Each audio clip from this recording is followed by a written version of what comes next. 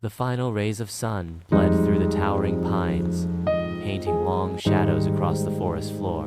Ilara checked her watch. 5:17 p.m. Darkness would fall soon, much sooner than she'd anticipated.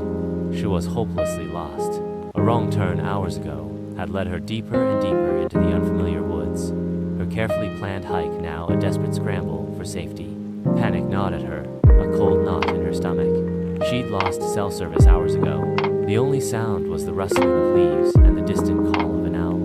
She stumbled onward, her legs aching, her lungs burning. The trees seemed to close in, their gnarled branches like skeletal fingers reaching out. Then she heard it, a faint scratching sound, rhythmic and unsettling, coming from just beyond a thick cluster of ferns. Her heart hammered against her ribs. She froze, every sense heightened. Slowly, cautiously, she parted the ferns. What she saw sent a shiver of pure terror down her spine. It wasn't an animal. It was a figure, hunched and shadowy, its back to her. It was working on something, meticulously placing small, oddly shaped stones in a circle on the ground. The stones glowed faintly, an eerie, internal luminescence. Fear threatened to paralyze her, but curiosity, a reckless, dangerous curiosity, pushed her forward. She crept closer, her breath catching in her throat. As she got nearer, she could make out more details. The figure was tall and gaunt, its clothing tattered and ancient-looking. Its movements were deliberate, almost ritualistic. The stones formed a crude clock, each stone representing a number. And as Ilara watched, horrified, the figure added one more stone, the number 12. Suddenly, the figure turned, and Ilara gasped.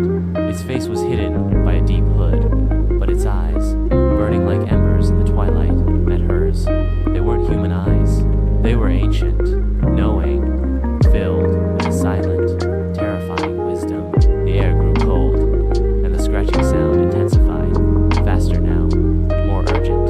Ilara wanted to scream, to run, but she was frozen in place, captivated by the otherworldly being. She felt a strange pull, a sense of impending doom, yet also a strange curiosity. The clock of stones was complete. The figure raised its hands, and the stones pulsed with a brilliant, otherworldly light. Ilara felt a strange energy surge through her body, a feeling of time collapsing, of worlds merging. Then, as quickly as it began, it was over. The figure vanished, leaving Ilara alone in the deepening twilight. The stones remained, glowing faintly, but the feeling of dread had lifted. A strange calmness settled over her, a sense of profound understanding.